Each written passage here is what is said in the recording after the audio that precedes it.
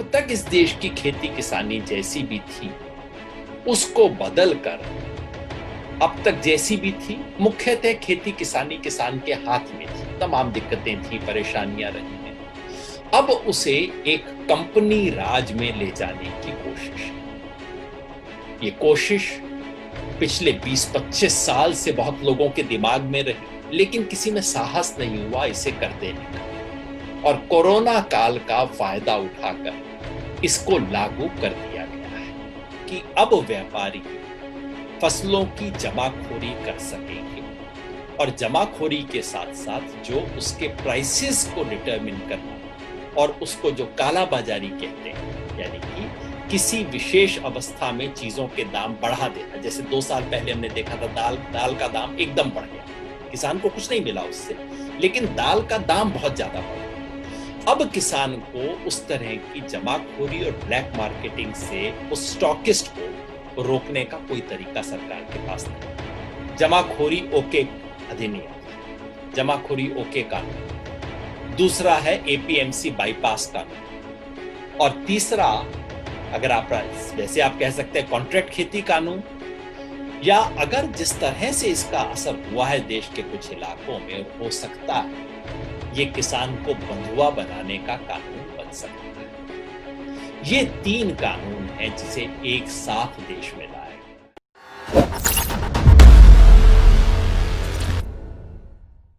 मुझे आज अनुरोध हुआ पे बात करूं जिसपे पूरे देश के किसान संगठन आंदोलित हैं, बहुत उद्वेलित हैं, एजिटेटेड हैं, मूवमेंट्स हो रहे हैं। ये जो 3 ऑर्डिनेंस केंद्र सरकार लेके आई है, इसके बारे में पिछले 2 सप्ताह से पूरे देश में एजिटेशंस चल रहे हैं। पंजाब हरियाणा में शुरू हुआ और फिर 9 अगस्त के दिन, जो अगस्त क्रांति का दिवस है, उस दिन भी पूरे देश में अखिल भारतीय किसान संघर्ष समन्वय समिति की तरफ से, जिसमें एआईकेएस के अलावा देश के 200 और संगठन भी शामिल हैं, सभी संगठनों ने, हम सब संगठनों ने मिलकर पूरे देश में एक प्रोटेस्ट दिवस मनाया। अगस्त क्रांति के दिन पंजाब वगैरह में 10 तारीख को मनाया गया। उसके अलावा भी दूसरे संगठनों ने भी किया है, और कल 15 अगस्त वाले दिन भी स्वतंत्रता दिवस पर भी कई किसानों ने अपने अपने तरीके से प्रोटेस्ट दिवस मनाए, इन सवाल पे कि ये 3 जो किसान विरोधी अध्यादेश लाए गए हैं उसके बारे में। तो मुझसे अनुरोध हुआ है, मुझसे आग्रह हुआ है कि मैं आज आप सबसे इन 3 अध्यादेशों के बारे में बात करूं। पहली बार नहीं है, मैं पहले भी कई बार बोल चुका हूं, लेकिन विस्तार से बताना कि ये तीनों अध्यादेश हैं क्या। हर किसान सोचता है कि हाँ, कोई मुसीबत आ तो गई है, पर एग्जैक्टली मुसीबत क्या है पूरा समझ नहीं आ रहा।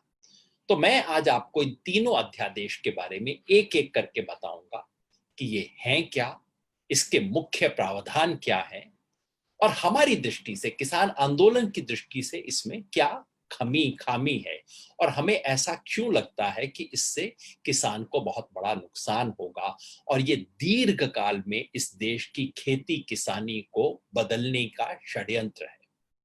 अगर एक शब्द में कहूं तो ये अब तक इस देश की खेती किसानी जैसी भी थी, बहुत अच्छी नहीं थी कभी भी, अब तक इस देश की खेती किसानी जैसी भी थी, उसको बदल कर अब तक जैसी भी थी, मुख्यतः खेती किसानी किसान के हाथ में थी। तमाम दिक्कतें थी, परेशानियां रही हैं। अब उसे एक कंपनी राज में ले जाने की कोशिश है। ये कोशिश पिछले 20-25 साल से बहुत लोगों के दिमाग में रही, लेकिन किसी में साहस नहीं हुआ इसे कर देने का। और कोरोना काल का फायदा उठाकर इसको लागू कर दिया गया है। तो ये 3 कानून, ये तीनों कानून मेरे हाथ में हैं, इनकी प्रतियां मैं आपको दिखाता जाऊंगा। यहाँ पे शायद आपको उल्टा दिखाई देगा, पता नहीं सही। ये तीनों प्रतियां मेरे साथ हैं, तो मैं इनकी एक एक प्रति लेके इसके बारे में डिस्कस करूंगा। 3 कानून है। पहला कानून है, और सब कानूनों के बड़े लंबे लंबे नाम है, पर बताइए, इसके लिए मुझे दोष मत दीजिएगा, ये सरकार के दिए हुए नाम है भाई, मैं तो सिर्फ उसको पढ़ के सुनाऊंगा। पहला कानून, इसका नाम छोटा है क्योंकि ये पुराने कानून का अमेंडमेंट है। इसे कहते हैं एसेंशियल कमोडिटीज अमेंडमेंट ऑर्डिनेंस 2020। ये पहला कानून है। 5 जून 2020 को तीनों को एक साथ लाया गया है। दूसरा कानून है, इसका लंबा सा नाम है, मुझे याद भी नहीं रहता, the farmer producer trade and commerce promotion and facilitation ordinance 2020। ये सब अमेरिका का ट्रेडिशन है। अमेरिका में क्या करते हैं, हर जो कानून होता है उसका नाम बड़ा सुंदर रखा जाता है, और मुझे कई बार लगता है जितनी नीयत खराब है नाम उतना ही सुंदर होता है। कितना सुंदर नाम है, farmer producer trade and commerce promotion and facilitation ordinance. पूरा नाम पढ़ते पढ़ते ही आपके दिल में गुदगुदी होती है, भाई बहुत कुछ अच्छा मिलने वाला है। तीसरा और भी सुंदर नाम है, the farmers empowerment and protection agreement on price assurance and farm services ordinance 2020। ये 3 एक्ट हैं, 3 ऑर्डिनेंस हैं जो सरकार एक साथ लेके आई है। एक ही दिन 5 जून 2020 को एक साथ एक झटके में सरकार ये 3 ऑर्डिनेंस लेके आई। इसे मैं मोटे तौर पे कानून बोल रहा हूं, लेकिन टेक्निकली अभी ये कानून है नहीं, ये अध्यादेश है, जिसका मतलब है कभी हमारे संविधान में प्रावधान था कि अगर कोई बहुत अर्जेंट चीज की जरूरत हो, उस समय संसद यदि अधिवेशन में ना हो, तो आप सरकार एक कानून बना सकती है, कानून को लागू कर सकती है, लेकिन जैसे ही पार्लियामेंट का मीटिंग होगी उसके 6 सप्ताह के अंदर अगर पार्लियामेंट उसको पास नहीं करेगी तो फिर वो कानून अपने आप रद्द हो जाएगा। तो प्रोविजनल कानून माना जाता है, इसको ऑर्डिनेंस या अध्यादेश बोला जाता है, लेकिन ये लागू हो चुका है देश में, कानून जैसा ही है, तो इसलिए मैं मोटे तौर पे इसको कानून बोलूंगा। साधारण भाषा में कहें तो पहला कानून है देश में एसेंशियल कमोडिटीज एक्ट, आवश्यक वस्तु संशोधन, आवश्यक वस्तु कानून जो हुआ करता था, जमाखोरी और ब्लैक मार्केटिंग को रोकने के लिए कानून बना था 1955 में, उसको अमेंड किया गया है। दूसरा कानून है, उसमें जो एपीएमसी बनी थी, जो मंडी बनी थी हमारी एग्रीकल्चर मंडी, उन मंडियों में किसान की फसल बेचने की अनिवार्यता जो है, उन मंडियों की आवश्यकता और अनिवार्यता को खत्म करने का कानून है, तो उसको एपीएमसी अमेंडमेंट एक्ट आप कह सकते हैं एक तरह से। और तीसरा जो कानून है वो कॉन्ट्रैक्ट खेती को शुरू करने, कॉन्ट्रैक्ट खेती की अनुमति देने का कानून है। बाकी नाम सिर्फ जुमले हैं, बड़े बड़े नाम हैं, मैं इनके और भी बेहतर नाम आपको सुझाऊंगा अभी एक एक करके। पहला कानून देखते हैं, ये जो है एसेंशियल कमोडिटीज अमेंडमेंट ऑर्डिनेंस 2020। ये छोटा सा कानून है, बहुत बड़ा नहीं है, क्योंकि पहले कानून था सन 1955 में देश में कानून बना था जमाखोरी को रोकने के लिए और कालाबाजारी को रोकने के लिए, जिसे ब्लैक मार्केटिंग कहते हैं। किस कानून क्या कहता है, कानून कहता है कि भारत सरकार बता सकती है कि कोई भी ऐसी वस्तु जिसको सरकार एसेंशियल कमोडिटी मानती है उसकी आप जमाखोरी नहीं कर सकते, उसको स्टॉक अनलिमिटेड तरीके से नहीं कर सकते, तो सरकार कह सकती है इतने से ज्यादा उसका स्टॉक रखना गैर कानूनी है, सरकार कह सकती है इतने से ज्यादा प्राइस उसका बढ़ाना गैर कानूनी है। ये कानून हुआ करता था 1955 से। 1960 के दशक में इसकी बहुत जरूरत हुई थी, क्योंकि उस वक्त हमारे यहाँ फूड का बहुत बड़ा क्राइसिस हो गया था। अब जो कानून आया है वो कानून कहता है कि अब हमारे देश को उस तरह की चीजों की आवश्यकता नहीं बची है, और ये जो एसेंशियल कमोडिटीज एक्ट कहता है वो मुख्यतः इस चीज की अनुमति देता है कि अब इसको हटाया जा सकता है। मोटे तौर पे एसेंशियल कमोडिटीज एक्ट की जो जो कुछ रिक्वायरमेंट हैं उन्हें एग्रीकल्चर कमोडिटीज से हटा दिया गया है। क्या कहता है ये एक्ट, अमेंडमेंट? पुराने एक्ट में अमेंडमेंट है, कोई नया एक्ट नहीं है। अमेंडमेंट क्या कहता है? पहला तो ये कहता है कि जो फूड आइटम्स हैं, अनाज, दाल, आलू, प्याज, तिलहन, तेल, इन सब के ऊपर एसेंशियल कमोडिटीज एक्ट कोई बहुत ही एक्स्ट्राऑर्डिनरी स्थिति होगी तभी लगाया जाएगा, सामान्य स्थिति में ये एसेंशियल कमोडिटीज एक्ट का इस्तेमाल नहीं किया जाएगा। दूसरा ये कहता है कि स्टॉक की जो लिमिट है, स्टॉक की लिमिट पहले जो हुआ करती थी वो अब तभी लगेगी जबकि दाम, प्राइसेस बहुत ज्यादा बढ़ जाए। और बहुत ज्यादा बढ़ जाएगा का मतलब क्या है कि अगर वो सब्जी फल है तो उसमें 100% इंक्रीज यानी कि 2 गुना बढ़ जाए तो, और बाकी सब चीजों में अगर 50% यानी कि 1.5 गुना बढ़ जाए तो। और तीसरी बात ये कहता है कि इसी तरह से जो वैल्यू चेन के अंदर पार्टिसिपेट कर रहे हो, यानी कि सिर्फ पहला स्टॉकिस्ट नहीं, उसके आगे आगे आगे जितने भी लोग कर रहे हैं, उन सब के ऊपर भी ये स्टॉक की लिमिट लागू नहीं होगी। मोटे तौर पे क्या कह रहा है, स्टॉकिंग लिमिट्स खत्म की जा रही है। पहले जो था कि इससे अधिक आप स्टॉक करके नहीं रख सकते, जमाखोरी जिसको हम बोलते थे, वो खत्म की जा रही है। क्यों की जा रही है? सरकार का तर्क है, इस कानून से ज्यादा यदि आप अर्थशास्त्रियों से पूछें, सरकार के पक्ष में जो दलील देने वाले अर्थशास्त्री हैं वो कहते हैं कि भाई इससे क्या था कि एग्रीकल्चर मार्केट डिस्टॉर्ट हो रही थी। एग्रीकल्चर मार्केट के अंदर ये जरूरी है कि आप चाहें तो कोई व्यापारी किसी भी फसल को अच्छे तरीके से स्टॉक कर सके, स्टॉक कर सकेगा तभी आगे बेच सकेगा। अगर आप उस पर स्टॉकिंग पे बार बार लिमिट्स लगा देंगे तो कोई व्यापारी इसको फसल का बड़ा स्टॉक अपने पास रख नहीं पाएगा, और बड़ा स्टॉक नहीं रख पाएगा तो पूरी एग्रीकल्चर मार्केट जो है डिस्टॉर्ट हो जाएगी। वो कहते हैं आप ये लिमिट बाकी सब चीजों पे नहीं लगाते तो आप एग्रीकल्चर पे क्यों लगाते, ऐसा उनका तर्क है। और इनमें से कई विद्वान तो कहते हैं कि ये होने से, खत्म होने से किसान को फायदा हो जाएगा, क्योंकि व्यापारी अब किसान की फसल, मान लीजिए बम्पर क्रॉप हुई है, तो बम्पर क्रॉप में पहले क्या होता था कि बम्पर क्रॉप होते ही उसके प्राइसेस गिर जाते हैं, क्योंकि व्यापारी एक हद से ज्यादा स्टॉक नहीं कर सकता था। स्टॉक नहीं कर सकता था तो इसलिए वो किसान को पैसा नहीं दे सकता था। अब बम्पर क्रॉप होने के बाद भी वो स्टॉक कर सकेगा, किसान को पैसा दे सकेगा और किसान को बेहतर दाम मिलेगा।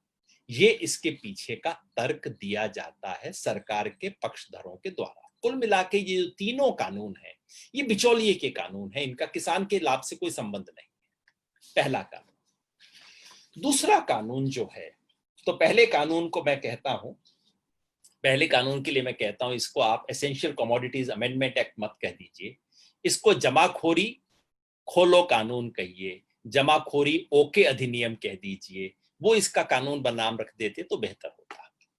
दूसरा कानून जो है एपीएमसी वाला कानून, ये कानून क्या कहता है? ये कानून कहता है कि किसान को अपनी फसल कहां बेचें उसके लिए विकल्प मिलना चाहिए। कि अभी किसान अपनी फसल एपीएमसी में बेचता है, लेकिन एपीएमसी में गड़बड़ है, एपीएमसी के अंदर ठगी होती है, एपीएमसी में बेईमानी होती है, एपीएमसी में राजनेताओं का कंट्रोल हो जाता है, एपीएमसी किसानों से ज्यादा शुल्क वसूल करती है। इसलिए किसानों के पास एपीएमसी के अलावा भी एक विकल्प होना चाहिए। और ये कानून मुख्यतः कहता है, ये ऑर्डिनेंस जो कह रहा है वो कहता है, नंबर 1 कि किसान अपनी फसल मार्केट यार्ड यानी कि जो एपीएमसी का जो स्थान होता है, मंडी जो होती है, मंडी के बाहर या मंडी के द्वारा जो भी कोई स्थान नियमित किया गया है उसके बाहर भी अपना सामान बेच सकता है। और कहां कहां बेच सकता है? फार्म गेट पे यानी कि अपने अपने खेत में बेच सकता है, फैक्ट्री में बेच सकता है, गोदाम में बेच सकता है, कोल्ड स्टोर में बेच सकता है। मोटे तौर पे मंडी के बाहर जहां मर्जी किसान जिसको भी बेचना चाहे अपनी फसल बेच सकता है। दूसरी बात ये कानून कहता है कि जो खरीदने वाला है, जो ट्रेड कर रहा है, वो कौन हो सकता है?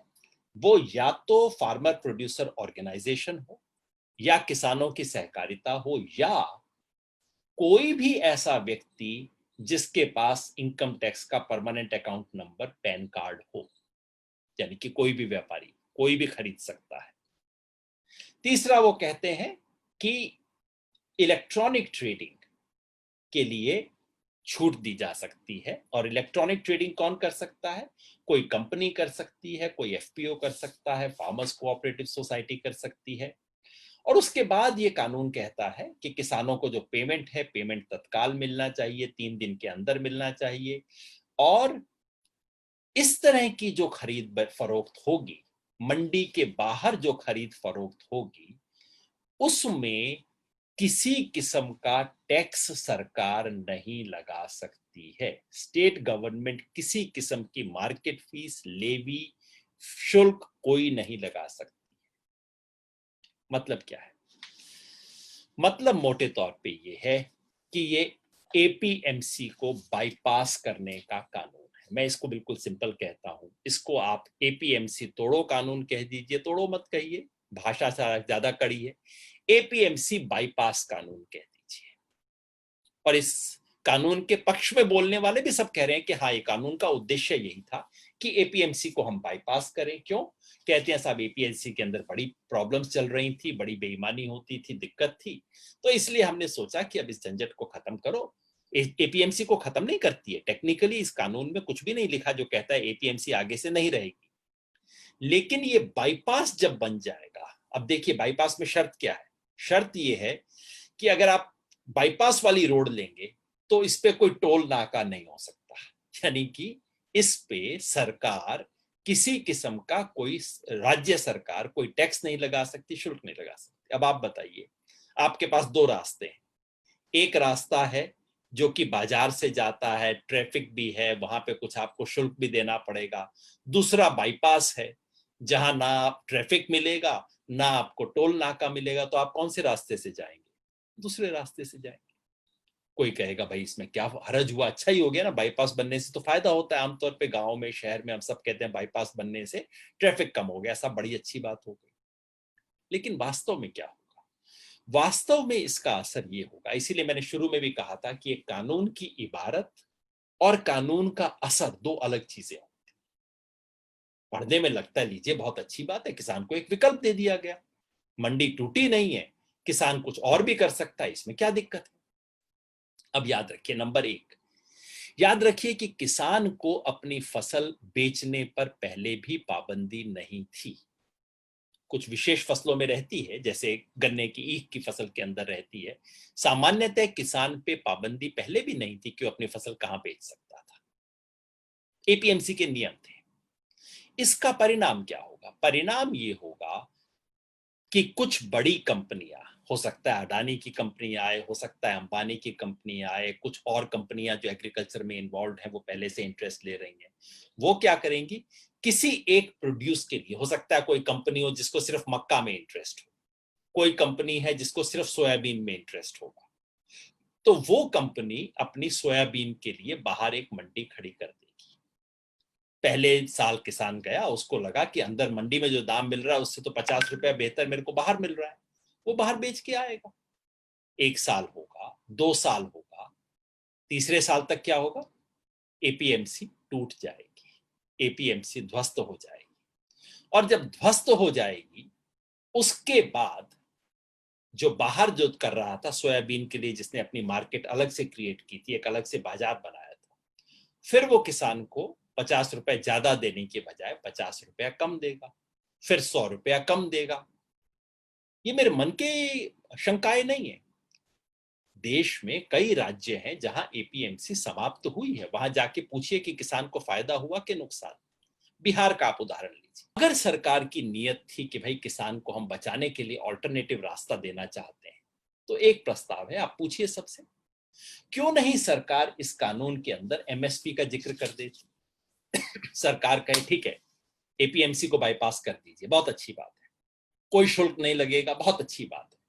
आप एक क्लॉज इसके अंदर और डाल दीजिए, कोई भी ट्रांजैक्शन एमएसपी से नीचे पर नहीं होगा। डाल दीजिए, मैं तो सपोर्ट कर दूंगा, मैं कहूंगा ठीक। फिर अडानी खरीदे, अंबानी खरीदे, जो मेरी बला से खरीदे, एमएसपी के नीचे कोई ट्रांजैक्शन नहीं होगा, और अगर होगा तो उस कंपनी को उसके लिए रेस्पॉन्सिबल ठहराया जाएगा। क्यों नहीं लिखती सरकार? अगर ये किसानों के हित में है और सरकार स्वयं न्यूनतम समर्थन मूल्य घोषित कर रही है, वो न्यूनतम है, मैक्सिमम नहीं है, अगर न्यूनतम समर्थन मूल्य घोषित कर रही है, तो क्यों नहीं सरकार उस न्यूनतम को अनिवार्य कर देती? इसके लिए वो नहीं करेगी, क्योंकि नीयत नहीं है वो करने की, क्योंकि इसका उद्देश्य कुछ और है।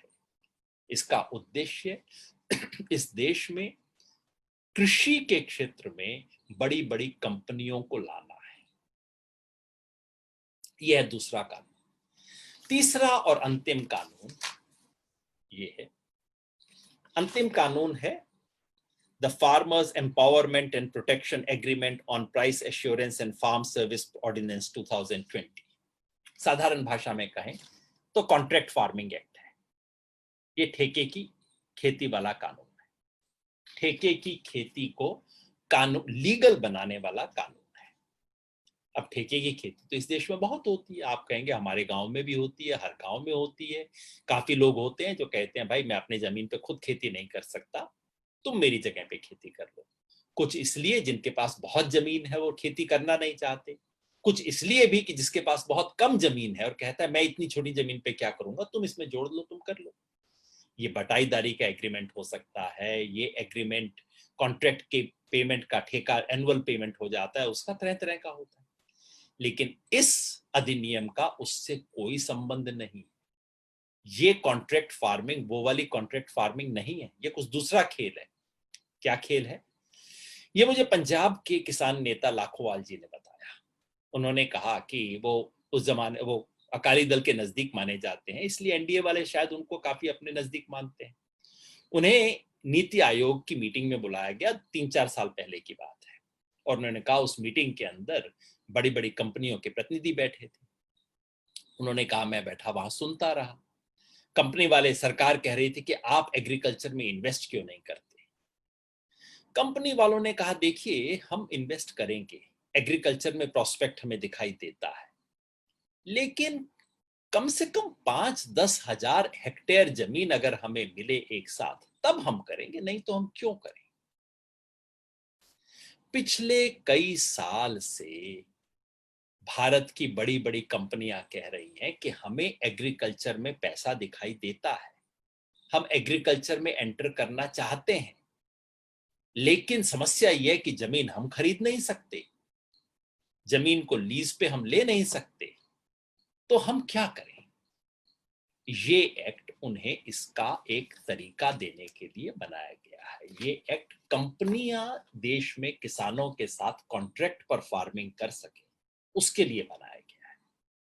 क्या कहता है ये एक्ट? कहता है कि आप कंपनी, ये अभी भी जमीन खरीदने के बारे में नहीं है, मेरे एक दो जगह बोलने से ये भूल में बात आ गई थी तो मैं स्पष्ट करना चाहता हूं। ये एक्ट ये कहता है कि कंपनी जमीन इसका इस्तेमाल करके कॉन्ट्रैक्ट पे जमीन ना खरीद सकती है ना लीज पे ले सकती है, लेकिन कंपनी 1 से 5 साल तक का कॉन्ट्रैक्ट कर सकती है किसान से कि आप से हम पहले से ठेका करते हैं, कॉन्ट्रैक्ट करते हैं कि आप अपने जमीन पर सरसों पे बोएंगे और कम से कम इस क्वालिटी की सरसों आप दीजिए, और हम आपको आज अभी से बताते हैं कि हम 1200 रुपए क्विंटल के हिसाब से आपकी इतनी सरसों खरीद लेंगे। ये सारा एग्रीमेंट फसल बोने से पहले होगा। या कंपनी कह सकती है कि हमें फसल के बीज चाहिए, हमें गेहूं का अच्छा बीज चाहिए, सीड चाहिए, आपसे हम कॉन्ट्रैक्ट करते हैं, हम आपको इतने रुपए पर क्विंटल के हिसाब से सीड लेंगे और आपको फला फला इनपुट हम देंगे। तो कंपनी कह सकती है कि आपकी जमीन हम आपको इतना रुपया देंगे उसके लिए, और उसमें करवाना, खेती करवाना हमारा काम, उसके अंदर फर्टिलाइजर डालना हमारा काम। या कंपनी कह सकती है कि ठीक है ट्रैक्टर आप चलाइए, लेकिन सारे इनपुट हमारे होंगे और फसल हम इतने दाम के ऊपर लेंगे। क्या रेट होगा, कुछ भी हो सकता है, इसके बारे में ये एक्ट कुछ नहीं कहता। ये कॉन्ट्रैक्ट दो करने वाली दो पार्टियों के बीच में है। अब कॉन्ट्रैक्ट का ये चक्कर है कि अगर दोनों पार्टियों की बराबर ताकत हो तब तो बहुत अच्छी बात है, लेकिन अगर दोनों पार्टियों की ताकत बराबर नहीं है तो दोनों में कॉन्ट्रैक्ट समान कैसे हो सकता है। व्यावहारिक मतलब क्या होगा, कंपनियां आएंगी, कंपनी आपको कभी दिखाई नहीं देगी, उस कंपनी का छोटा सा दलाल आएगा। इस बार लॉकडाउन में भी यही हुआ। बहुत मजदूर जो बड़ी बड़ी कंपनियों के लिए काम करते थे, उन्हें तो पता भी नहीं था कि वो किस कंपनी के लिए काम करते हैं, क्योंकि वो तो सिर्फ एक कॉन्ट्रैक्टर को जानते थे। यहां भी यही होगा, बड़ी बड़ी कंपनियां अपने छोटे छोटे कॉन्ट्रैक्टर्स को गांव में भेजेंगी। वो कॉन्ट्रैक्टर आएगा, किसान को कहेगा भाई देखो 5 एकड़ जमीन है, तुम्हें साल के आखिर में 1 लाख रुपया मिल जाएगा, 1.5 लाख रुपया मिल जाएगा। किसान को लगेगा चलो झंझट से मुके, और ये वाला कॉन्ट्रैक्ट है, पहले भी मैं अपने ठेके पे दिया करता था, पहले भी मुझे 30,000 रुपए मिल रहा था, पर वो देने में कई बार गड़बड़ करता था, ये कंपनी कह रही है 1.5 लाख रुपया। किसान कहेगा ठीक है 1.5 लाख रुपया, और वो फिर एक कोई अंग्रेजी के 20 पेज के डॉक्यूमेंट पे किसान का अंगूठा लगवा लेगा, उसका सिग्नेचर करवा लेगा। किसान सोचेगा ठीक है मुझे 1.5 लाख मिल जाएगा, हो सकता है मिल भी जाए, लेकिन अगर फसल में कुछ ऊंच नीच हो गई तो उसे पता लगेगा कि क्लॉज के अंदर लिखा हुआ था कि अगर कोई ऊंच नीच हुई, बारिश कम हुई, ज्यादा हुई, तो ये आपकी जिम्मेवारी होगी, हमारी नहीं होगी। क्लॉज के अंदर ऐसी 50 चीजें लिखी होंगी, आपको सबको पता ही है। इंश्योरेंस में ऐसी चीजें लिखी होती हैं, कॉन्ट्रैक्ट में ऐसी बातें लिखी होती हैं जो आपको मुझे नहीं पता लगती। आजकल कंपनियां जो करवा लेती हैं, इंटरनेट पे जूम करने से पहले आपको कहा जाता है I accept all the conditions, मुझे तो पता भी नहीं कि क्या क्या कंडीशन है, हम सब क्लिक कर देते हैं यस यस यस, वही किसान कर देगा। सामान्य सब कुछ रहा, बढ़िया रहा तो उसको मिल जाएगा, कुछ भी गड़बड़ हुई तो पलट के किसान के ऊपर। ये पहली बार नहीं है, किसानों के साथ हो चुका है, क्योंकि देश में कई जगह पे कॉन्ट्रैक्ट फार्मिंग तो चल रही है। और जैसे ही कोई समस्या होती है सब कुछ किसान के सर के ऊपर आ जाता है। और ऐसा होने पे क्या होगा, ये कहते हैं कॉन्सिलिएशन बोर्ड होगा, फिर उसमें एसडीएम होगा, एसडीएम के ऊपर कलेक्टर के पास अपील जाएगी। जो साधारण किसान अपने हक के लिए एसडीएम के दफ्तर जा नहीं सकता, उसको पूछ नहीं सकता, वो कैसे कॉन्ट्रैक्ट को लागू करवाने के लिए जाएगा एसडीएम के पास। कंपनी अपने वकील लेके खड़ी होगी, किसान वकील के पास जाने में डरता है, सोचता है कितनी फीस वकील को देनी पड़ेगी, वो कैसे लागू करवाएगा। ये सच्चाई है कॉन्ट्रैक्ट एक्ट की। तो तीनों एक्ट को मैं कहता हूं एक तरह से, पहले कॉन्ट्रैक्ट को जैसे मैंने कहा, पहले एक्ट के लिए मैंने नाम दिया वो है जमाखोरी ओके अधिनियम, जमाखोरी ओके कानून। दूसरा है एपीएमसी बाईपास कानून। और तीसरा, अगर आप वैसे आप कह सकते हैं कॉन्ट्रैक्ट खेती कानून, या अगर जिस तरह से इसका असर हुआ है देश के कुछ इलाकों में और हो सकता है, ये किसान को बंधुआ बनाने का कानून बन सकता है। ये तीन कानून हैं जिसे एक साथ देश में लाया गया है। मैंने शुरुआत में ही कहा, देश के किसी किसान संगठन ने इसकी मांग नहीं की थी, देश के किसी किसान ने ये इच्छा व्यक्त नहीं की थी कि मुझे ये चाहिए, ये एक्सपर्ट कमिटीज ने कहा था, किसानों ने नहीं।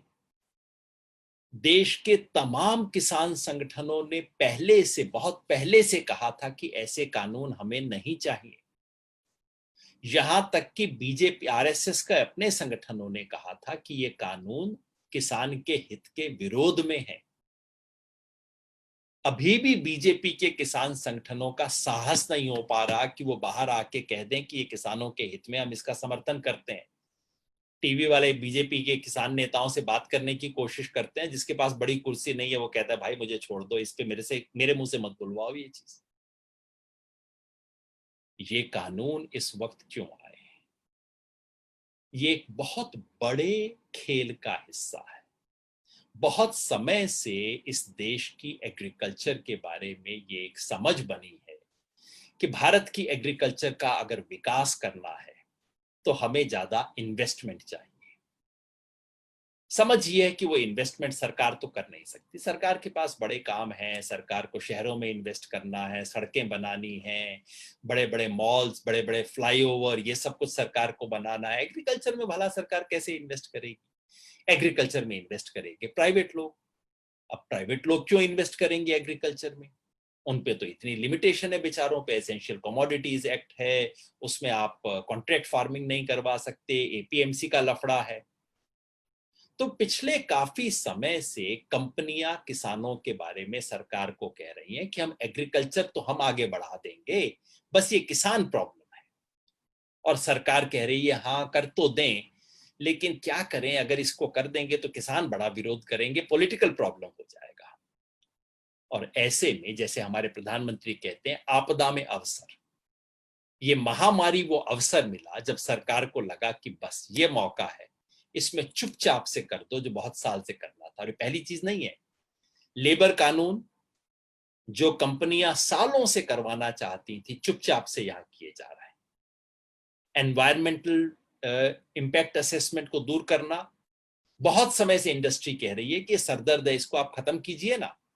अब सरकार ड्राफ्ट लेके आई है, महामारी के समय चुपचाप से इसको निकाल दे। रडार, जब पूरे देश का ध्यान महामारी पे है तो दूसरी चीज चुपचाप से कर दो बीच में। इसी तरह से किसान के 3 कानून उस वक्त लाए गए हैं जब किसान आंदोलन, सड़क पे कुछ कर नहीं सकते, सरकार ने सोचा था कर नहीं सकते। जब सारे देश का ध्यान एक और महामारी की तरफ है, उस समय चुपचाप से अंधेरे में इन चीजों को ले आओ, ये कोशिश की जा रही है। अगर आपको हमारे वीडियोस पसंद आए तो प्लीज लाइक करें, सब्सक्राइब करें और शेयर करें।